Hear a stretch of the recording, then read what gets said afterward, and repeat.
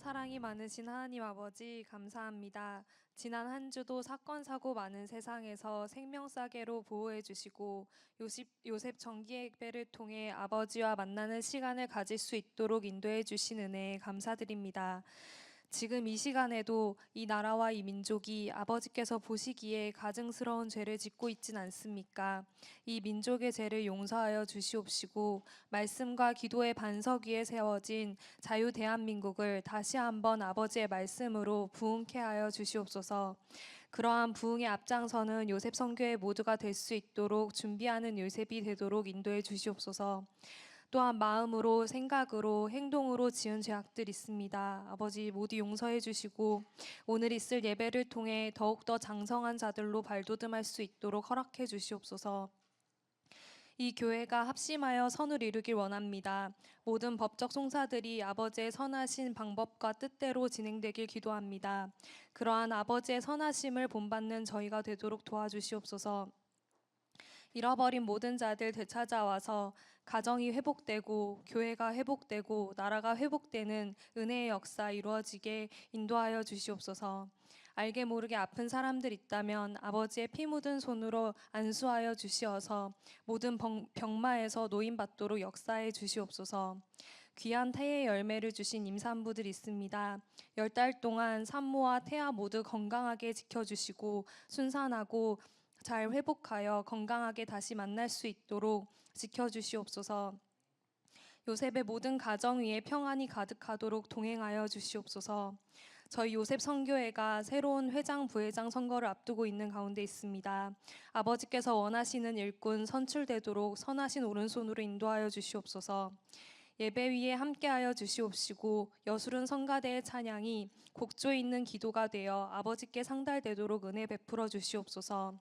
귀한 말씀 주시는 홍승희 목사님께 영력을 더하여 주시어서 하나님 말씀을 대언해 주실 때 저희들의 마음이 뜨겁게 하여 주시고 때를 알게 하여 주시고 사명을 알게 하여 주시옵소서. 모든 예배의 시종을 믿고 맡기며 예수님의 이름으로 기도드렸습니다. 아멘.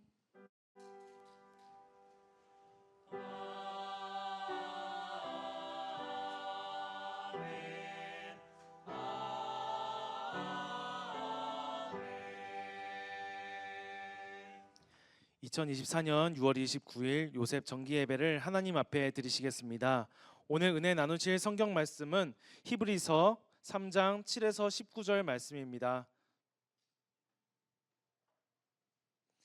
히브리서 3장 7에서 19절 제가 대신 봉독하겠습니다. 그러므로 성령이 이르신 바와 같이 오늘날 너희가 그의 음성을 듣거든 노하심을 격동하여 광야에서 시험하던 때와 같이 너희 마음을 강팍해 하지 말라. 거기서 너희 열조가 나를 시험하여 증언하고 40년 동안의 나의 행사를 보았느니라. 그러므로 내가 이 세대를 노하여 가로되 저희가 항상 마음이 미혹되어 내 길을 알지 못하는도다 하였고 내가 노하여 맹세한 바와 같이 저희는 내 안식에 들어오지 못하리라 하셨다 하였으니 형제들아 너희가 삼가 혹 너희 중에 누가 믿지 아니하는 악심을 품고 살아계신 하나님에게서 떨어질까 염려할 것이요 오직 오늘이라 일컫는 동안에 매일 피차 권면하여 너희 중에 누구든지 죄의 유혹으로 강팍해 됨을 면하라.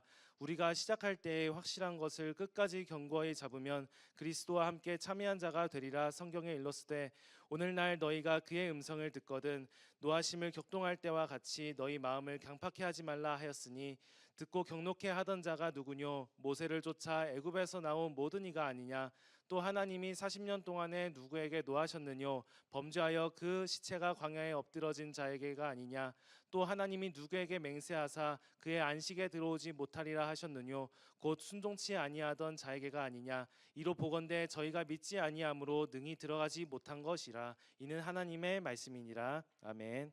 이어서 여술은 성가대의 찬양이 있겠습니다.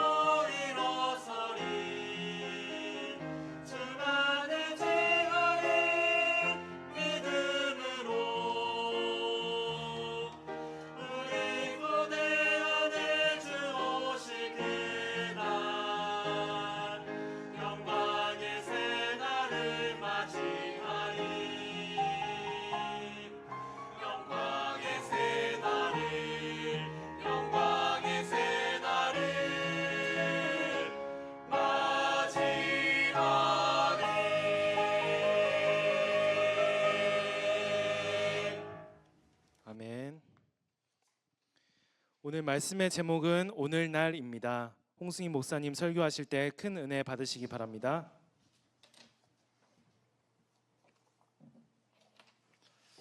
네, 감사합니다.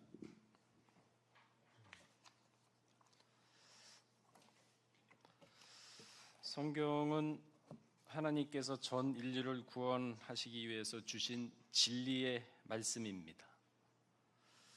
구약은 선민 이스라엘을 선택하여 하나님의 구속의 역사가 어떻게 진행되는지 보여주고 있는 구속사의 리트머스 시험지와 같다고 할 수 있을 것입니다. 또한 성경은 우리의 심령을 보여주기 위한 특수한 거울과도 같다라고 히브리 4장 12절에서 13절에는 말씀을 하고 있습니다. 하나님의 말씀은 운동력이 있다 그랬고 혼과 영과 관절과 골수를 찔러 쪼개기까지 하며 우리 마음의 생각과 뜻까지도 감찰하신다라고 말씀을 하고 있습니다. 또한 야고보 1장 20절에 23절에 보게 되면은 누구든지 도를 듣고 행하지 아니하면 성경 말씀을 들었습니다. 근데 그거를 한 귀로 듣고 한 귀로 흘려버리고 행하지 않는다 그러면은 그는 거울로 자신의 생긴 얼굴을 보는 사람과 같으니 그 이상의 잘못된 것을 고치거나 하지 않는다는 것을 지적을 하고 있죠. 야고보 4장 17절 말씀을 보게 돼도 이러므로 사람이 선을 행할 줄 알고도 행하지 아니하면 죄라 그랬습니다. 그러니까 말씀을 듣고 깨달았습니다. 알았습니다. 귀찮아. 에이, 다음에 그러면서 잊어버리고 그 말씀 들었던 것을 깨달았던 것을 다 까먹고 그게 죄가 된다는 얘기입니다. 그래서 이 성경을 읽게 되면요, 또한 하나님의 말씀을 깨닫게 되면은 인생과 우주와 내세와 신앙까지도 아주 전반적인 영적 지식을 얻을 수가 있습니다. 성경을 통해서 세상 끝날도 알 수가 있죠. 하나님의 실존에 대해서도 확신을 가질 수가 있습니다. 올바른 인생의 길을 발견할 수도 있는 것입니다. 예를 들어 보게 되면은 잠언서 11장 24절을 보게 되면요, 흩어 구제하여도 더욱 부하게 되는 일이 있나니 과도히 아껴도 가난하게 될 뿐이라. 이게 무슨 말인가? 하나님은 이 인간의 삶 속에 이치와 나름대로 운영의 원리를 다 숨겨놓으셨고 하나님이 그 질서를 통해서 이 인간의 모든 역사를 갖다가 주장을 하고 계시거든요. 그러니까 선행을 베푸면서 살면 어떠하다는 것을 보여주는 말씀인데, 남을 도와주는 자가 복이 있다. 남을 도와주는 자, 자신의 마음까지도 넉넉해져. 그런데 남을 도와주는데 부유하게 된다 그랬거든요. 잠언서 19장 17절에 보게 되면은요, 가난한 자를 불쌍히 여기는 것은 여호와께서 꾸이는 것이니 그 선행을 갚아주리라. 그러니까 우리가 불쌍한 사람을 도와주고 물질적, 정신적으로 도와주는데 오히려 도와주는 사람이 부자가 돼버려요. 그 이유를 찾아보니까 잠언서 19장 17절에 있습니다. 불쌍한 자를, 가난한 자를 불쌍히 여기는 것은 여호와께 꾸이는 것이었구나. 그래서 하나님이 알게 모르게 그 선을 갚아주시는 거였구나. 이 원리를 갖다가 성경을 통해서 우리는 발견할 수가 있잖아요. 그래서 우리 주변에는 믿든지 안 믿든지 가만히 보게 되면은 선행을 하는 사람을 보게 되면은요, 그 사람이 가정이 잘 되는 걸 볼 수가 있어요. 자녀가 잘 된다든지 아니면 무슨 사업을 했는데 번창을 한다든지. 그러면서 사람들은 이구동성으로 그런 말을 하죠. 야, 저 사람 참 착하게 살더니만 하늘에서 복을 받았나 보다. 그 예수를 믿지 않는 사람도 그런 얘기를 심심치 않게 하는 것을 주변에서 상당히 많이 볼 수가 있습니다. 그 이치와 원리가 하나님이 도와주신다는 사실은 몰랐죠. 하나님이 도와주시는구나. 그러니까 선행하는 자는 분명히 하나님의 도우심을 받고 있는 자입니다. 전도서 4장 8절에 보게 되면은 어떤 사람은 아들도 없고 형제도 없으니 아무도 없이 홀로 있으나 수고하기를 마지 아니하며 부를 눈에 족하게 여기지 아니하며 서도 이르기를 내가 누구를 위하여 수고하고 내 심령으로 낙을 누리지 못하게 하는고 하나니 이것도 헛되고 무익하도다 그랬습니다. 그러니까 재산을 수천억 원, 수조 원을 쌓아놓고도 남에게 베풀기보다는 구두쇠처럼 아끼고 먹을 것도 먹지 못하고 그대로 남겨놓고 죽는다면은 이 자체도 하나님이 보시기에는 참 병폐다. 그렇게 얘기를 하고 있는 거거든요. 차라리 그 돈을 가지고 선행을 했다 그러면은 하나님으로부터 도움을 받고 인정을 받고 그리고 또한 사람으로부터 존경을 받고 인정을 받는다는 아주 평범한 진리를 몰라서 돈의 노예가 돼서 살아가는 사람들이 너무나도 많다는 것을 이처럼 성경 말씀을 통해서 인간 삶의 이치나 원리를 하나씩 하나씩 깨우쳐 주게 되는 거죠. 그러니까 우리 믿는 사람은 이 성경을 통해서 이렇게 살면 병폐고 이렇게 사는 것이 하나님의 도우심을 받을 수 있는 그러한 비결이구나 알고 들었으면은 행해야 되는 거죠.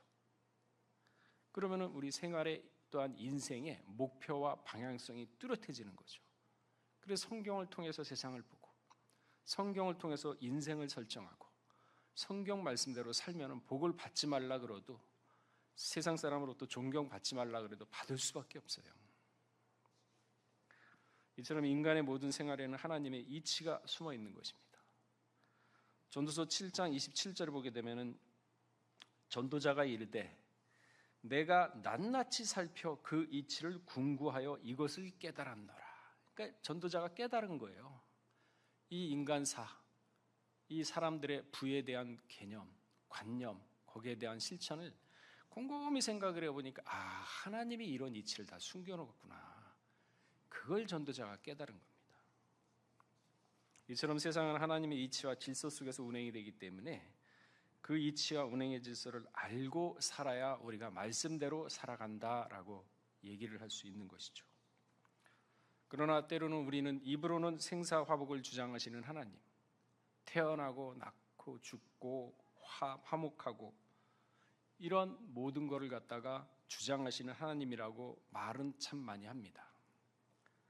우리의 일거수일투족을 감찰하시는 하나님, 또한 심령과 골수를 쪼개보시는 하나님 하면서 기도도 참 많이 합니다. 그러나 실질적으로 생활 가운데서 하나님의 이러한 이치를 갖다가 파악을 하고 알고 그 이치대로 살아가는 사람은 그렇게 많지 않다는 것이죠.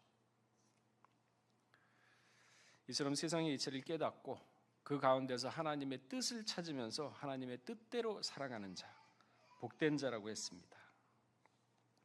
타산지석이라는 말이 있죠.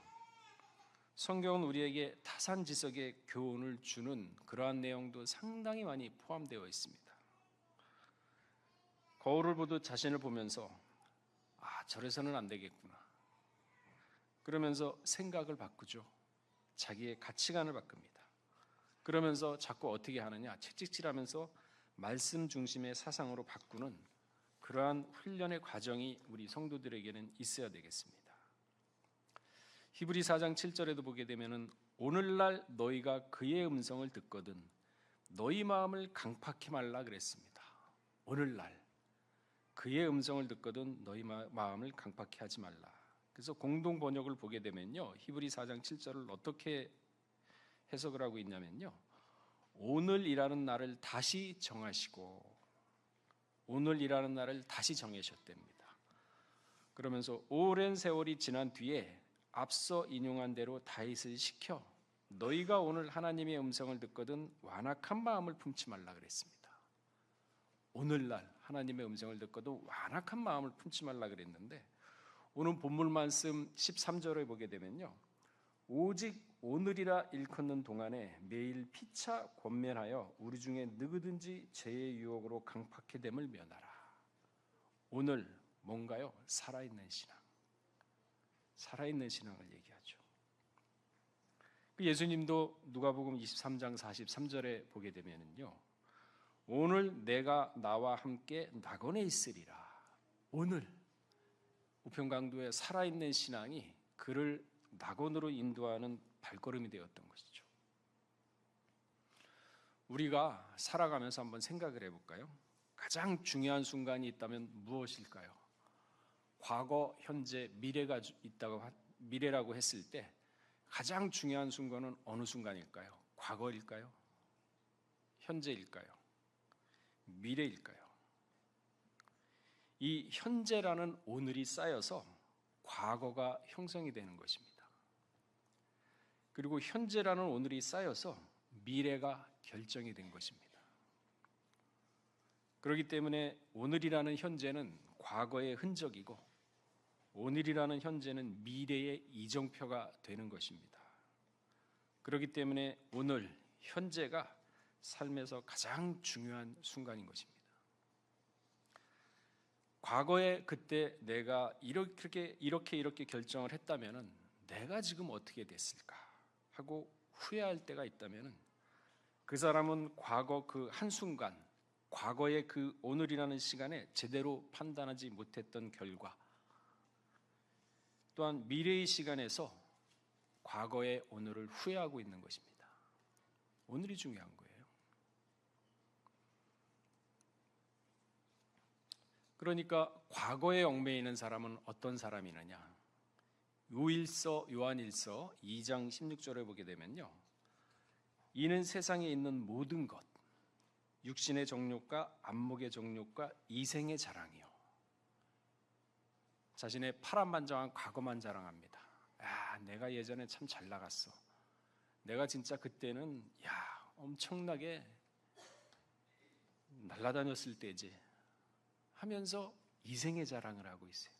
그 사람은 과거에 얽매인 사람이죠. 근데 요한일서 2장 16절에 보게 되면은 이는 세상에 있는 거다 그랬거든요. 그러한 행동과 그러한 말과 그러한 사상 자체가 세상과 짝하는 것이라는 겁니다. 세상과 짝하는 게 이거구나. 육신의 정욕과 안목의 정욕과 이생의 자랑.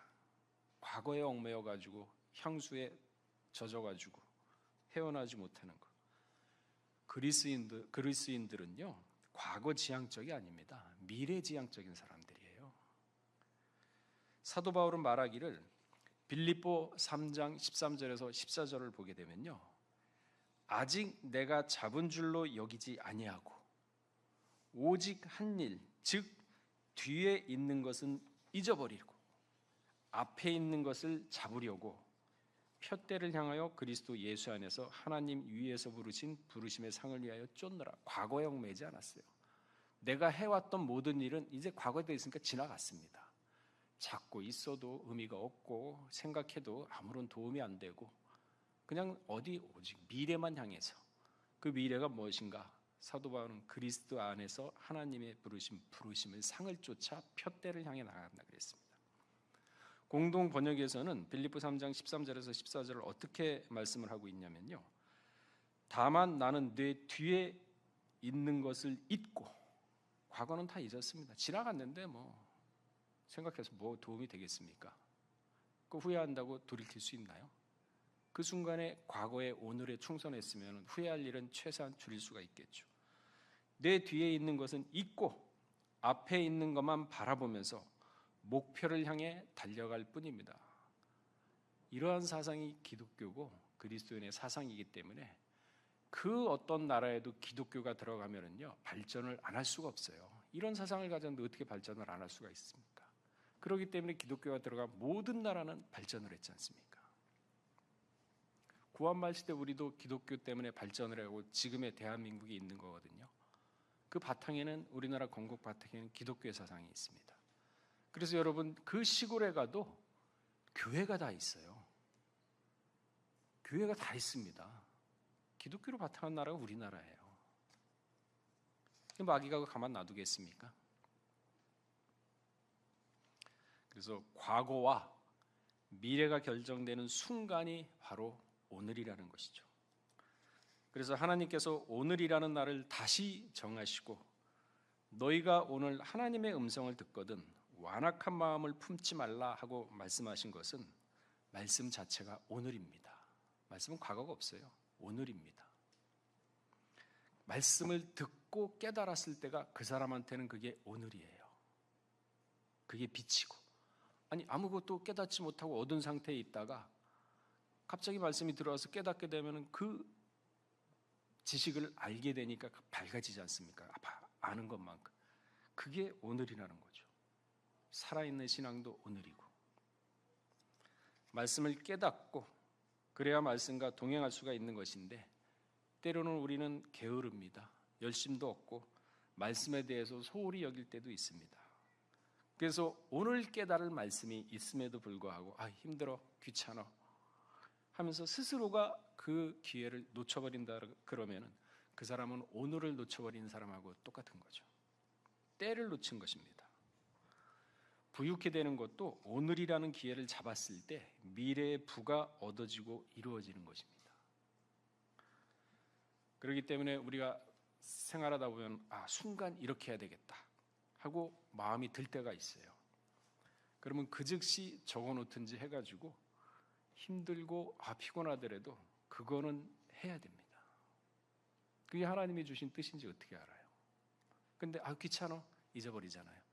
오늘 놓친 거죠. 그게 미래에 어떠한 역할을 할지는 모르는 거죠. 그래서 깨어있는 신앙, 곧 복음, 오늘이죠. 지나가게 되면 영영 돌아오지 않거든요. 말씀은 오늘로써 명확하게 믿는 자에게 역사를 하십니다. 오늘 본문의 역사적 배경을 보게 되면 12 정탐꾼들은 가나안 땅에 보내어 그 지형과 민심을 살피게 했었죠. 그런데 살피고 돌아온 정탐꾼들의 보고에 의하면 그들은 하나같이 부정적인 시각으로 말을 했습니다. 그들의 얘기를 들은 백성들은 하나같이 낙담과 원망의 소리를 쏟아냈습니다. 민수기 13장 32절에서 33절을 보게 되면요, 이스라엘 자손 앞에서 그 탐지한 땅을 악평하여 가로되 거민을 삼키는 땅이요 신장이 장대한 자들이며 또 네피림 후손 아낙 자손 대장부들을 보았나니 우리는 스스로 보기에도 메뚜기 같았으니라고 악평을 했습니다. 그런데 12명과 똑같이 가서 정탐을 했던 여호수아와 갈렙은 달랐습니다. 똑같이 갔다 왔는데 달라요. 민수기 13장 30절에 보게 되면요, 갈렙이 모세 앞에서 백성을 안돈시켜 가로되 안돈하다 마음이나 생각 따위가 정리되어 안정되다 또는 그렇게 만들다. 그 200만 명이라는 백성이 아우성치고 난리치는데도 동요되지 않았어요. 안돈시켰습니다. 차분하게 만들었어요. 그러면서 말하기를 우리가 곧 올라가서 그 땅을 취하자 능히 이기리라 하나. 그러니까 민수기 14장 6절에서 10절 말씀을 보게 되면요, 여호수아와 여분네의 아들 갈렙이 그곳을 찍고 탐지한 땅은 심히 아름다운 땅이라 여호와께서 우리를 기뻐하시면 우리를 그 땅으로 인도하여 들이시고 12명 같이 갔다 왔거든요. 거의 한 6개월에서 7개월 걸렸다 그러잖아요. 정탐 기간이 책으로만 돌아올 정도로.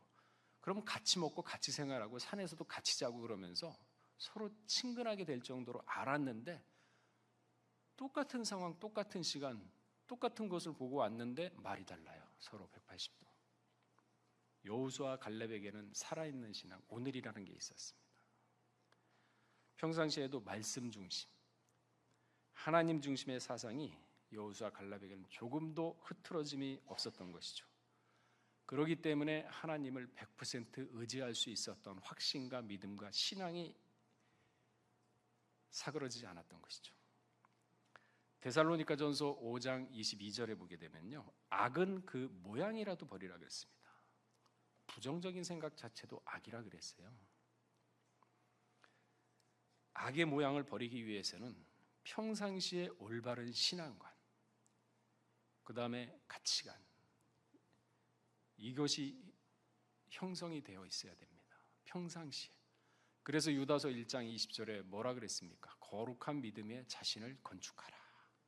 하루하루 거룩한 믿음의 벽돌 쌓고 내일은 또 하나의 벽돌 위에 벽돌을 쌓고 그러다 보면은 알게 모르게 벽이 되고 담벼락이 4개가 세워지고 기둥도 세워지고 석가래도 세워지고 지붕도 세워지고 신앙이 장성하는 거죠. 어디까지? 그리스도의 장성한 분량까지. 그 정도까지 되어야만 어떠한 환란이 갑자기 닥쳐온다 하더라도 호들갑 떨지 않죠. 심지어 우리가 사망과 노 쏘는 것은 어디 있느냐? 쏴봐라 할 정도로 우리는 사망을 이기는 존재거든요.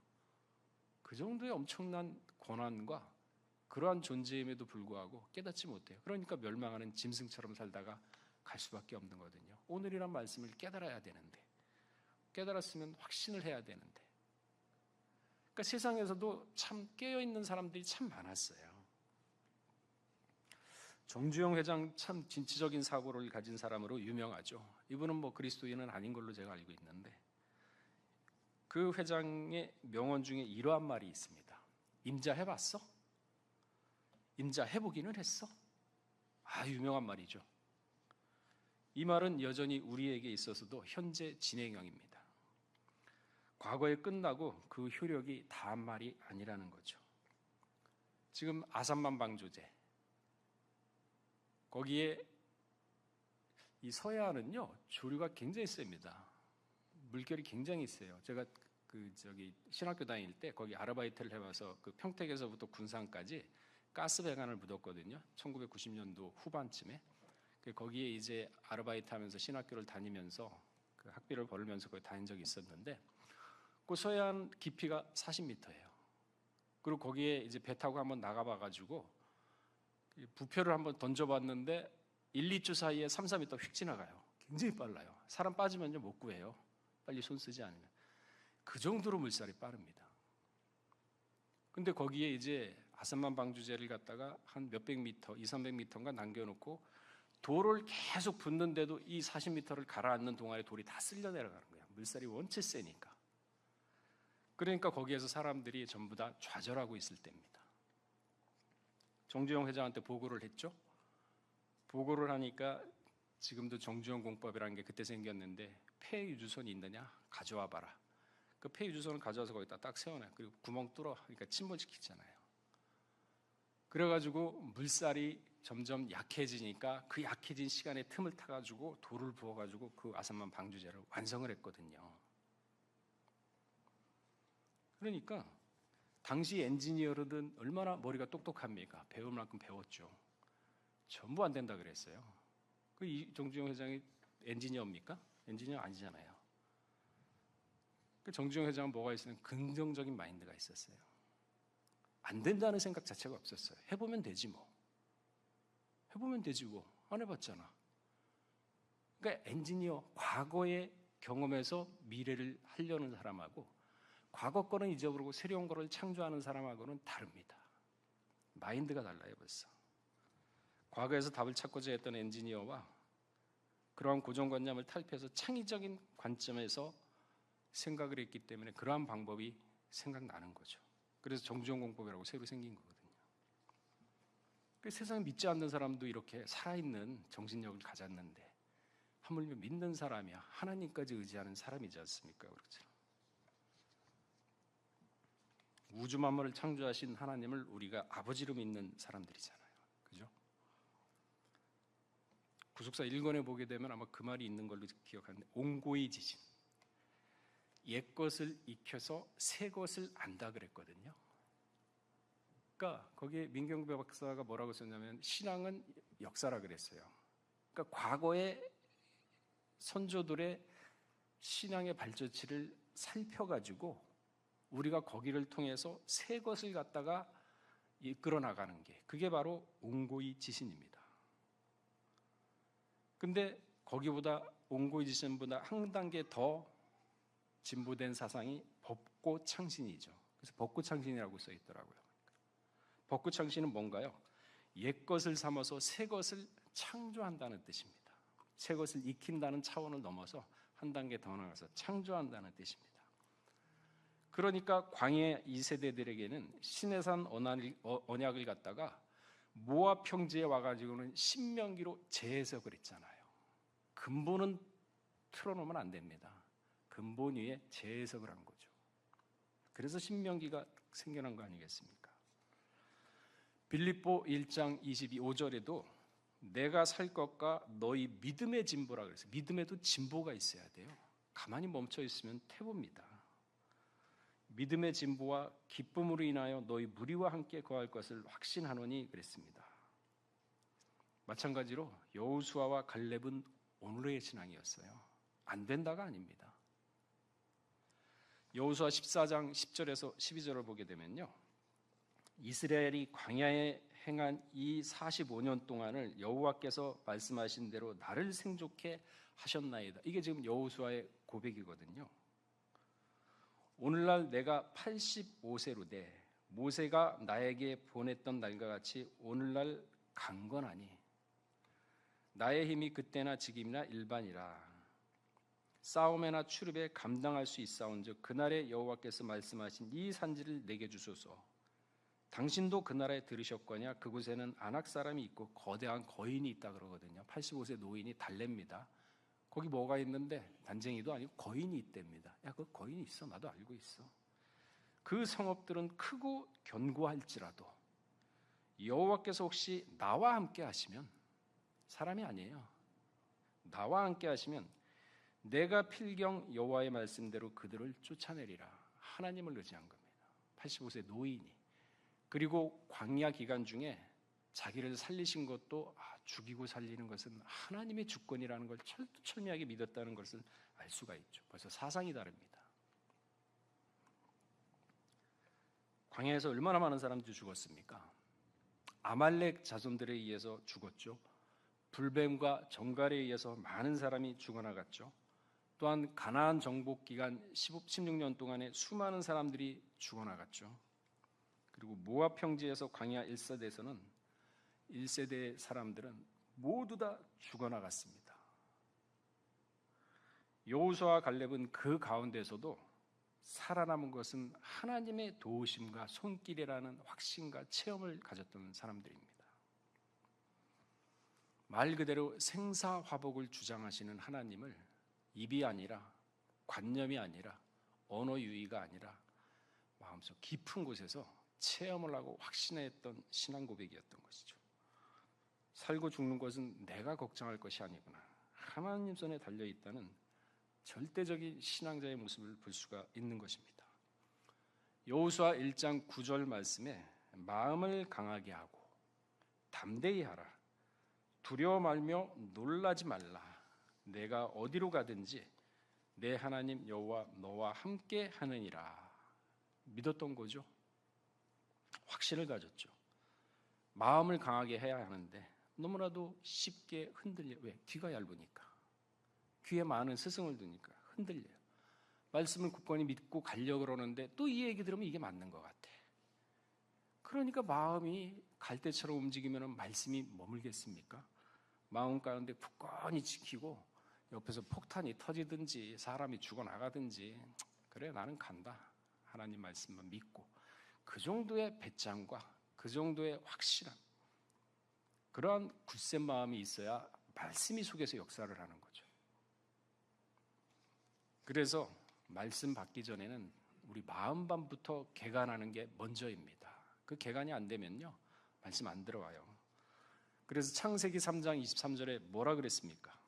여호와 하나님이 에덴 동산에서 그 사람들 내어보내며, 쫓겨났습니다. 이제 아담과 하와가. 그러면서 제일 먼저 시킨 게 뭐냐면은 근본된 토지를 갈게 하시니라. 근본된 토지, 땅이죠. 그 가시밭길, 돌밭길에 무슨 말씀이 자라겠습니까? 길밭에 씨앗이 떨어지면 말씀이 자라겠습니까? 옥토밭이어야지 말씀이 자라죠. 근본된 토지를 갈아야 돼요. 사람이라는 존재는 정신이 무너지면요 다 무너집니다. 마음도 무너져요. 그래서 잠언서 18장 14절에 뭐라 그랬습니까? 사람의 심령은 그 병을 능히 이기려니와 심령이 상하면 그것을 누가 이기겠느냐. 글쎄 하나님의 주신 말씀을 가지고 있는 사람은 흔들리지 않아요. 설사 병들어 죽는다 하더라도 마음 흔들리지 않습니다. 믿지 못하고 우리가 하나님보다 우리 가족 더 사랑하니까 흔들리는 거죠. 오늘이 안 되니까 두렵고 근심과 걱정이 있는 것이죠.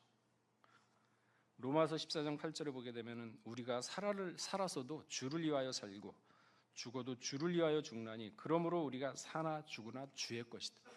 여러분이 사나 죽으나 주의 것이래요. 주의 것. 근데 우리는 내 목숨 내 것처럼 여기잖아요. 그죠? 목숨 함부로 하라는 얘기가 아니라 마음 깊은 곳에 여러분의 확실한 가치관과 확실한 말씀의 신념이 뚜렷해야 된다는 얘기죠. 하나님 중심, 말씀 중심. 진실된 성도를 찾고 계시죠. 하나님은 많은 사람을 찾지 않습니다. 하나님은 참된 사람, 진짜 오늘의 말씀을 가지고 좌우로 치우치지 않는 사람을 찾고 있죠. 이스라엘 백성이 남자만 60만 3,550명이 나왔습니다. 그러나 여호수아 갈렙 두 사람만이 가나안에 들어갈 수가 있었습니다. 왜? 그들의 믿음이 참이기 때문에, 살아있는 믿음이기 때문에. 참된 자, 남은 자를 얘기하죠. 시편 27편 5절에도 보게 되면요, 여호와께서 환난 날에 나를 그 초막 속에 비밀히 지키시고 그 장막 은밀한 곳에 나를 숨기시며 바위 위에 높이 두시리라. 환난 날에 남은 자가 도움을 받거든요. 이사야 6장 13절에도 그 중에 10분이 오히려 남아있을지라도 이것도 삼키운 바 될 것이나 밤나무 상수리 나무가 배임을 당하여도 그 그루터기는 남아있는 것 같이 여호와 씨가 이 땅의 그루터기니라. 오늘의 신앙을 가진 자만이 마지막 때도 살아남을 수 있다는 거죠. 하나님은 이처럼 참된 한 사람을 원하시는 분이십니다. 그 참된 한 사람 노아가 있었기 때문에 노아를 중심으로 세상을 심판할 수가 있었습니다. 소돔과 고모라가 멸망하는 가운데서도 참된 의인 롯이 있었기 때문에 그들은 구원받을 수가 있었던 것이죠. 베드로서 2장 7절에서 8절에 보게 되면은 무법한 자의 음란한 행실을 인하여 고통하고 있는 의로운 롯을 건지셨으니, 의로워야지만 건지는 겁니다. 이 의인이 저희 중에 거하며 날마다 저 불법한 행실을 보고 들음으로써 그 의로운 심령을 상하니라. 세상과 짝하게 되면요, 의로운 심령 생기지도 않아요. 상하지도 않죠. 동조를 하니까. 그러니까 세상과 분리가 되어 있어야죠. 마태복음 25장 14절에서 30절을 보게 되면요, 한 달란트를 숨겨두었던 불의의 종보다 자신의 능력과 달란트를 가지고 힘쓰고 애쓰고 최선을 다하는 종을 하나님은 더 높이 사시는 분이십니다. 그러니까 여러분, 환경이 남과 비교해가지고 나는 안 돼, 이 환경이 나는 이렇게밖에 할 수밖에 없어, 스스로가 자신을 가둬두는 거죠. 그릇을 넓히세요. 그릇을 그 넓히는 만큼 내게 능력 주신다면서 할 수 있다 그랬죠. 그러니까 그릇은 간장종기 가져와가지고 고기에 채워달라 그러면 되겠습니까? 그 엘리야가 사렙다 가고 왔을 때 그릇 더 가져와라 그러니까 옆집에 빌려서라도 그릇 가져와야죠. 이게 답니다. 멈췄잖아요. 잠깐만 기다리세요. 빌려와야죠. 더 채워달라 그래야죠.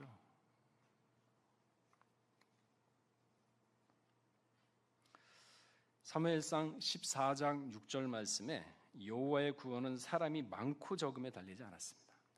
많고 적고 상관없어요. 하나님 한 사람, 진실된 사람, 노아 같은 사람, 롯과 같은 사람, 힘있고 젊은 자 관심 없습니다. 참된 신앙자.